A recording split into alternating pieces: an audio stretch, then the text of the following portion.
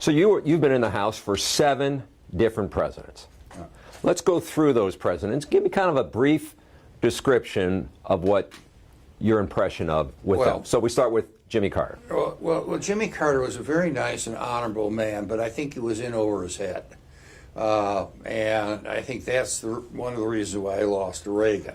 Ronald Reagan would have been your favorite? Ronald Reagan was my favorite, and I got to know him personally when I was an undergraduate at Stanford before he was even thinking of running for governor of California. And every once in a while he would call me up when I was sitting at home with Cheryl and the kids. George Herbert Walker Bush. George Herbert Walker Bush also is an incredibly decent man. And the eulogies that were given to him, in my opinion, hit the nail on the head. The thing is that he thought that his huge approval rating after the first Persian Gulf War would allow him to break his promise on no new taxes. And breaking his promise, I think, is what did him in. Bill Clinton. Bill Clinton was a consummate politician. And the problem is that he also was a policy wonk at the same time. And he brought some of the baggage that went along with Arkansas into the White House, and as a result, he was kind of living at the edge of the envelope for most of the 8 years in office.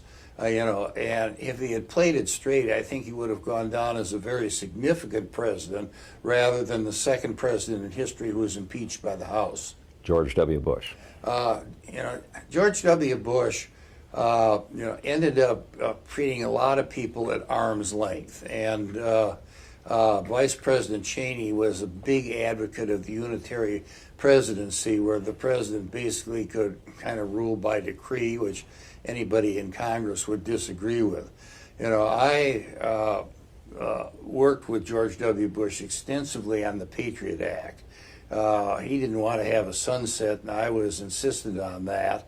And I ended up winning that argument.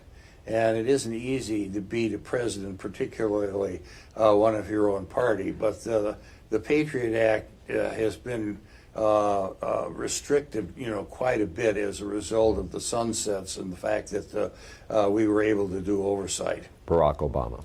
Barack Obama, despite him being probably the most liberal or left-wing president that we have ever had, I worked with, on certain specific issues. The Puerto Rican bailout, for example, which, we needed to put some sense into the finances there, and we've got a long ways to go, I might add. I worked with them also very extensively on criminal justice reform. And it ended up that, at the end of Obama's term, both he and his cabinet members, did reach out, and thank me for working on that.